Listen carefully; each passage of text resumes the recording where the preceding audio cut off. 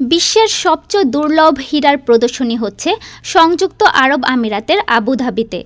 সোথেবিসের আয়োজনে ৮টি হীরা প্রদর্শিত হচ্ছে, যার মূল্য ১২,০০০ কোটি টাকা। ৮ এপ্রিল আবুধাবির বাসাম ফ্রেইহা আর্ট ফাউন্ডেশনে সোথেবিসের উদ্যোগে ২ দিনব্যাপী এই আয়োজন করা হয়েছে।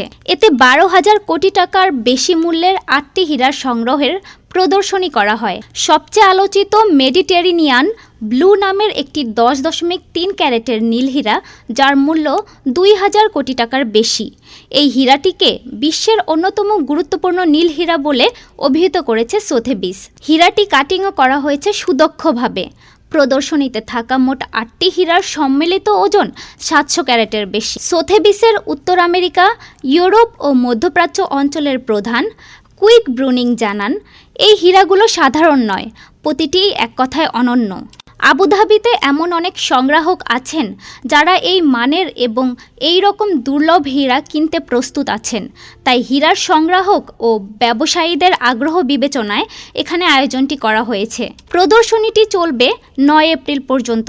এরপর ১৩ মে সুইজারল্যান্ডের জেনেভায় অনুষ্ঠিত হবে মেডিটেরেনিয়ান ব্লুর নিলাম। পৃথিবীতে বিরল এই রত্নগুলো শুধু মূল্যবানই নয়, ইতিহাসের অংশ, যার নিলামে শুধু টাকার নয়, পাওয়া যাবে কদরও। ডেস্ক রিপোর্ট, আজ বার্তা, ঢাকা।